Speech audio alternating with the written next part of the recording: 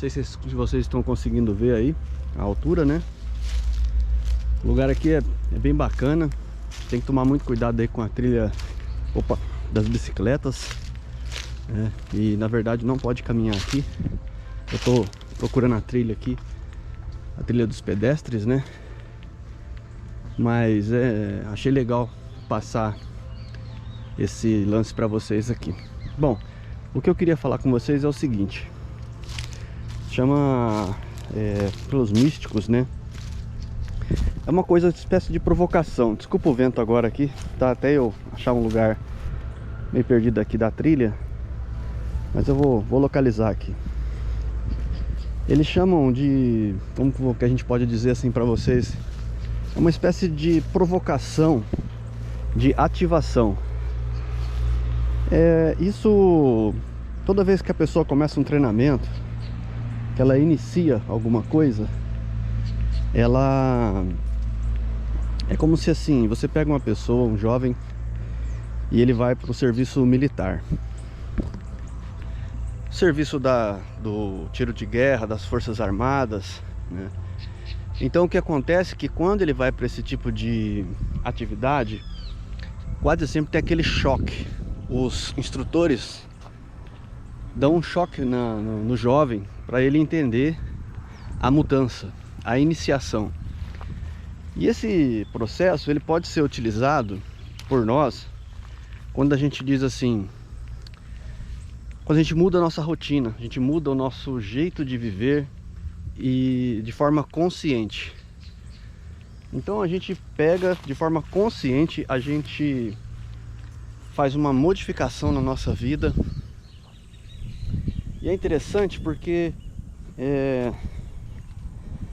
às vezes você tem que passar uns dias diferente, seja a teoria dos 21 dias, né, que os místicos falam, mas você tem de certa forma que seja lá, algumas pessoas ficam 21 dias sem tomar um café, 21 dias sem fazer alguma coisa que agrada elas, para elas entender a mudança, o choque que aquilo precisa causar na vida delas. Ou seja,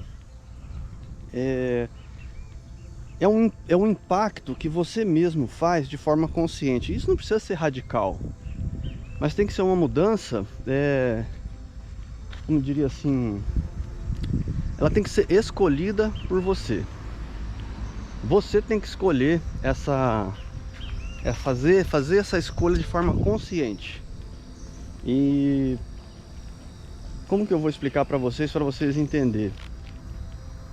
Mais ou menos assim, a pessoa que vai começar a fazer exercício físico, às vezes ela vai no médico. E lá no médico ela aprende que é importante. Ah, achei a trilha aqui, gente. Achei a trilha. Lá no médico ela vê que é importante ela passar por uma bateria de exames. Seria uma espécie de autoavaliação, de você avaliar todo o seu processo, né, de mudança, de cura, do que você precisa, de quantas coisas é importante na sua vida. Mas isso só você pode, de certa forma, colocar para você. Ninguém pode impor isso a você. Ninguém. Tem que ser uma coisa espontânea, voluntária. Assim como você vai para um treinamento, para um curso, de forma voluntária. Olha as coisas da natureza, né? Eu trouxe essa câmera aqui justamente para você ver coisas que normalmente talvez você não veja. Deixa eu ver aqui se não está desfocando, né? Ver coisas assim que impressionante, né? Que é uma trilha muito bonita, eu adoro. Então, voltando ao ponto, primeiro, você estabelece que é de forma voluntária, que você colocou, após as reflexões, você colocou o início dessa maquete. Lógico que você vai sempre disponibilizar alguma energia, algum recurso, seja de papelão ou isopor, seja pintando ou desenhando. Existe uma manifestação material, existe uma manifestação física disso. corporal, você vai, de certa forma, produzir isso, colocar isso para acontecer. E esse acontecer, ele começa a te causar alguns processos. E se você colocar o arquétipo nessa fase da sua vida, que você associa o símbolo às suas metas, às suas buscas, sejam elas materiais, sejam elas espirituais, porque é assim, quando você vai começar, que seja uma jornada espiritual, quase sempre você pode perceber, a pessoa se utiliza de um meio material, seja um terço, seja alguma coisa que ela ache que ela possa tornar confortável tipo assim, a manifestação do imaginário com o real. Então eu já falei um vídeo sobre isso, né? Então você manifesta o imaginário no real. E aí você começa já a demonstrar um poder, fazer alguma coisa diferente daquilo que você está habituado. Você antes só imaginava, não manifestava. Agora você passa a, de certa forma, manifestar o imaginário. Então isso é muito importante num processo quando a gente vai trabalhar com essa magia natural, com essa alquimia da vida, né, em que a gente quer se transformar para modificar o nosso externo, né, o que está do lado de fora, ou seja, o interno vai para o lado de fora. É aquela coisa que eu falo do intocável, você que me acompanha sabe, o intocável se torna tocável, né? Vamos ver um pouco da trilha aqui para vocês colocar um pouco da onde eu estou andando aqui. Desculpa se está tremendo, se o vento tá. Então essa parte do intocável eu já falei que é o exemplo da montanha de gelo, né? Aquela umidade invisível aos nossos olhos, né? Ela sobe até o topo de uma montanha e lá ela se manifesta, né? Ali ela se condensa, se forma gelo.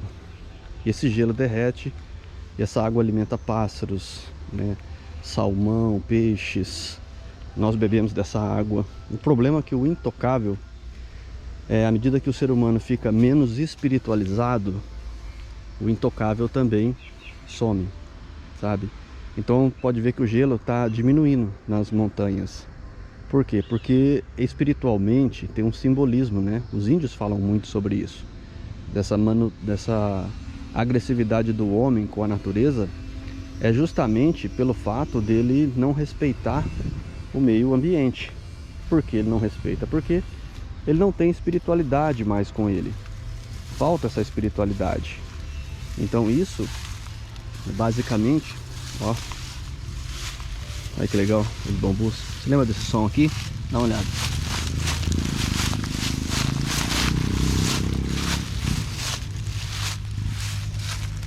Hoje nesse vídeo aqui eu estou trazendo algumas questões sensoriais para vocês, né?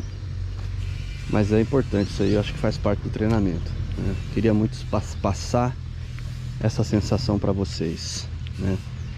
Então a gente nunca sabe, eu sempre faço os vídeos aqui e falo, nossa, a gente nunca sabe quanto tempo a gente vai ficar aqui no planeta, né? Então é bom a gente fazer as coisas antes que a gente possa perder a chance de passar às vezes uma mensagem, né? E essa mensagem que eu falo do intocável é muito importante, porque o que se passa dentro de nós se materializa do lado de fora. E aí o que acontece é que nós não respeitamos o que passa dentro da nossa mente, dentro da nossa imaginação. E aí é que mora o perigo. Você tem que entender que o que passa na sua mente é tão real quanto o que está materializado do lado de fora, né? O imaginário se torna real. De alguma forma, mesmo que seja de forma errônea, ele também se manifesta. E dentro desse contexto, você começa a acreditar que o que você está pensando, a sua parte espiritual, ela é muito importante. Porque essa parte espiritual é justamente a parte que vai mais se manifestar do lado de fora. Então se isso tiver algo de espiritual, todas as suas metas, todos os seus objetivos, eles começam a ter algo espiritual também. E essa parte eu acredito que seja assim a mais importante nessa lei da atração, porque o que você tem, o que você faz, deve ser muito bom para você, mas também deve ser bom para quem está em volta, para a natureza, para os animais. E aí... As corujas são animais fantásticos, em sua maioria de hábitos noturnos. São aves predadoras e são muito adaptadas à caça em ambientes onde a luminosidade é escassa. Apresentam uma visão muito acurada. Apesar de enxergar em locais com pouca luz, não são capazes de enxergar em situações de ausência total de iluminação. Seja bem-vindo ao canal HP Akhenaton. Meu nome é Carlos e estamos aí hoje para mais um vídeo falando sobre este arquétipo espetacular, a coruja. Esses animais não conseguem mover os olhos, porém são capazes de girar a cabeça em até 270 graus, o que promove um aumento no campo de sua visão. As corujas apresentam também uma audição bastante desenvolvida, sendo capazes de perceber pequenos sons e uma considerável distância. Capacidade que ajuda na captura das presas, outro ponto que confere habilidade de caça a esses animais, e o seu voo é extremamente silencioso. A presença de penas macias faz com que esses animais façam pouco barulho e se desloquem por meio de voo, o que faz com que elas se aproximem das presas sem serem percebidas. Você sabia que existe 22 espécies de coruja no território brasileiro? Elas estão distribuídas em todos os biomas do nosso país. Algumas espécies são endêmicas, o que significa que ocorre apenas em determinada região. Diante disso, é fundamental investimento em políticas de preservação ambiental e conservação dessas espécies tão lindas da nossa fauna. Uma das espécies de coruja mais conhecidas no Brasil é a coruja buraqueira, facilmente observada no ambiente urbano. Essa coruja diferencia-se da maioria das espécies por ser diurna, bem como outras corujas não constroem ninhos, e sua característica marcante é a nidificação em buracos no solo. Esses buracos são geralmente feitos por outros animais. Com o status, a coruja buraqueira amplia a utilização dos seus pés para cavar esses grandes buracos. Você entende que vibração, ela é também uma sustentação. Então, nossa vibração sustenta o planeta. Você já ouviu o termo Apocalipse, Kali Yuga? Esses termos não são tão fora para você. Kali Yuga talvez seja mais difícil porque está no hinduísmo, nos Vedas. E Kali Yuga fala sobre os fins dos tempos. E dentro da Kali Yuga tem a Sati Yuga. Se vocês puderem pesquisar na internet, vocês vão ver que interessante. E a Sati Yuga é o começo da Kali Yuga. E a Sati Yuga, ela é uma coisa, vamos dizer assim, que o Apocalipse fala que a escuridão, ela começa primeiro dentro das pessoas. O Apocalipse não é uma sentença final. A Kali Yuga não é uma sentença final. Ela só é um reflexo de toda a escuridão que existe dentro de todas as pessoas que estão no planeta. Então está escrito por quê? Porque a tendência do homem é essa. Porém, o homem pode mudar isso, deve mudar isso, mas ele muda através de quê? Através da visão interna que ele tem dentro dele. Ele tira essa escuridão, que está dentro dele. E aí, quando ele vence a escuridão, parte dessa vibração passa a existir do lado de fora. Mas é muito importante que você compreenda que o primeiro passo para entender isso é que esse imaginário é tão real quanto o externo. É muito importante você entender isso, porque se você não compreender isso, você não vai entender o segundo passo, que fala que a Kali Yuga, ela não é uma sentença final, ela só é um processo que está dentro do homem. Então a escuridão primeiro atinge nós por dentro e depois nós manifestamos isso do lado de fora. Então quanto mais pessoas vencer a escuridão interna, realmente ela vai estar fazendo alguma coisa. A pessoa se preocupa muito com caridade, com atitude externa, que mais tem a ver às vezes com uma cobrança, com uma consciência. E lembre-se, quando eu digo quando o ser está consciente, é porque ele está inconsciente no subconsciente.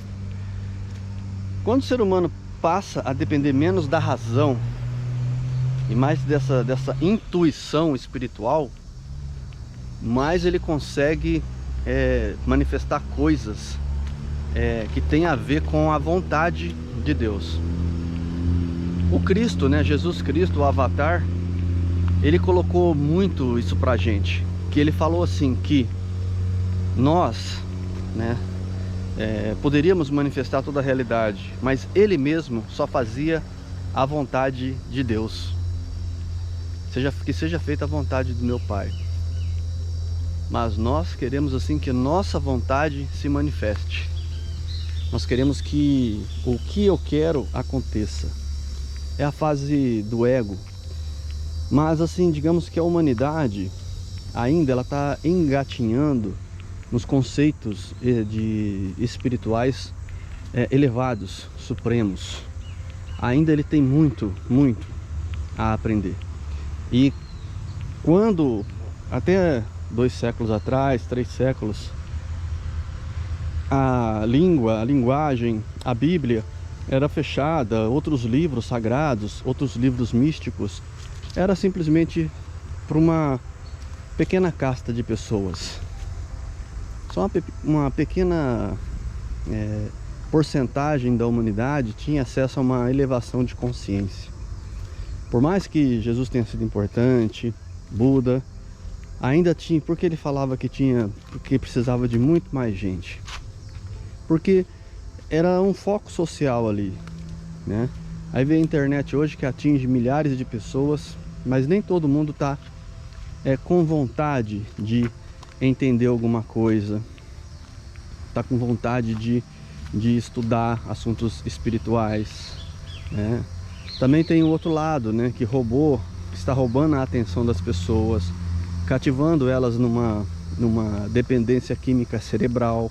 Então é tão somente cerebral, né? E está deixando e distanciando as pessoas da realidade,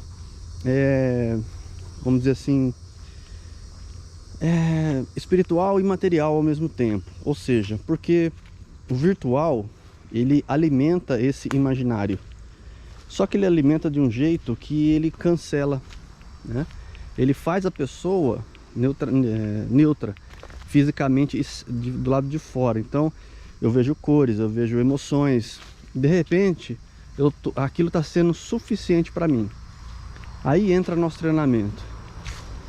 De tempo em tempo você tem que quebrar isso. Largar o celular, largar as redes sociais, ou só utilizar na meta. Ou seja, eu só vou no momento agora só usar o celular para assistir aulas de um determinado mestre, de um determinado professor. Meu tema desses 90 dias, né, dessa próxima estação por exemplo, o meu tema nesses 90 dias de primavera é repetição. São os atos repetidos que o ser humano faz. Aquela coisa de repetir o mesmo processo. Os algoritmos das redes sociais fazem isso. Elas repetem as indicações e você repete o consumo daquela tendência. Então eu estou estudando muito sobre no momento eu estou sobre a repetição. Na estação passada era sobre aceitação, né? Então eu estudei muito por 90 dias o termo aceitação. Atualmente eu estudo muito o termo repetição. Então, para você ver, cada 90 dias eu troco meu tema. Por quê? Cada 90 dias eu mudo meu treinamento. E a cada 90 dias eu tento impor um comportamento melhor para mim mesmo.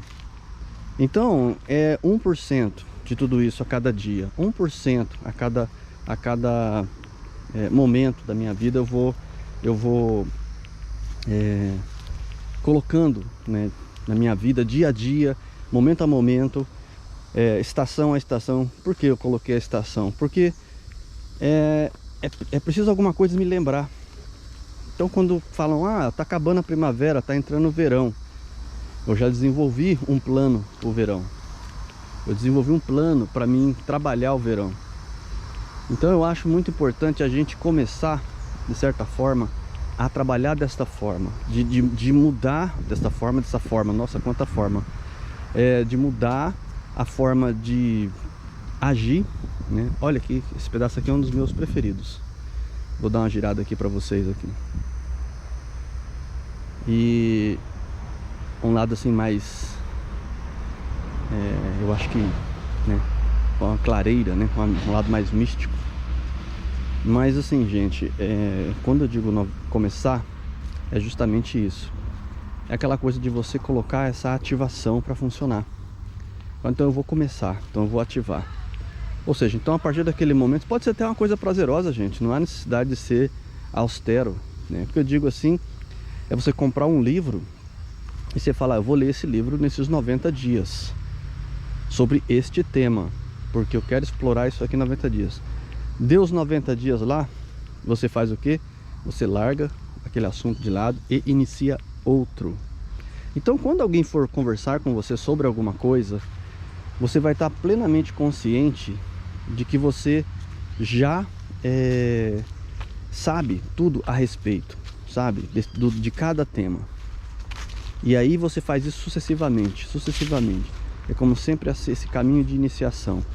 Momento a momento você começa de novo, começa de outra forma. Pessoal, é isso que eu queria falar para vocês. Obrigado por terem caminhado aqui comigo, né, por terem batido esse papo aqui comigo de forma mais informal. Sempre bom fazer um vídeo um pouco diferente para vocês e para vocês também conhecer um pouco da realidade, né? Hoje a Luciana não pôde vir porque eu tô de folga, né? E ela tá trabalhando. Então assim, eu aproveito esse momento até para colocar mais atividade física na minha vida, porque isso estava deixando a desejar. E assim a gente vai melhorando pouco a pouco, se tornando a pessoa do jeito que a gente quer. Serenidade profunda em seu coração. Espero que você tenha curtido esse passeio, gostado. E toda terça, toda quinta tem vídeo aqui no canal. De quinta-feira uma reprogramação, né, um vídeo para trabalhar a reflexão. E de terça-feira geralmente eu tento escolher um arquétipo para a gente bater um papo. Tchau!